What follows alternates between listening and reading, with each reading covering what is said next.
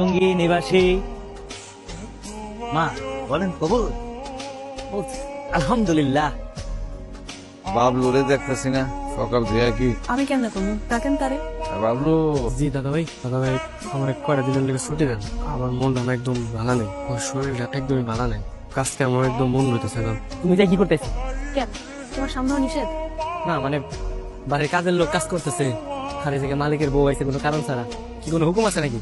একবার খপ করে দিই। দেখো যাওয়ার তো হয়ে গেছে, তুমি আমার লোকে এমন করো কেন? আমি তো কিছুই করতেছি না। তালুকদার আমার আজকে হঠাৎ করে জিজ্ঞেস করছে তোমার মন মানসিকতা খারাপ থাকে কিনা, তুমি কি সেটা খাইছো নাকি?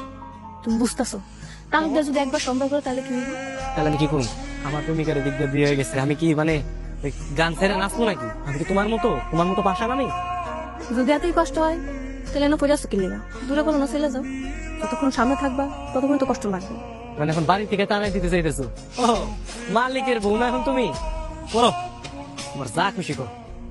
উল্টা পাল্টা কথা করো না। আমি কি ইচ্ছা করে বিয়ে করছি? তুমি জানো না আমি কে লেগা বিয়ে করছি? নিজের ইচ্ছায় বিয়ে করতো তুমি, কিন্তু টাকার লোভে বুইরা একটা লোকের বিয়ে করতো। তোমার বাপের থেকে বয়সের বড় একটা লোকের তুমি বিয়ে করতো শুধুমাত্র টাকার লোভে। বাপ মায়ের জোর করে বিয়ে করছি, তুমি কি বুঝবা আমার কষ্ট কি? আমি কিছু বুঝতে চাই না, আমি তোমার থেকে একটু দূরে দূরে থাকতে চাই। আমার লগে তোমার কোনো কথা কইতে হবে না, তুমি যাও এখান থেকে যাও। দেখো এমন কোনো কিছু করো না যেন তালুকদার সন্দেহ করে, তাহলে কিন্তু তোমার এই বাড়িতে থাকতে দিব না।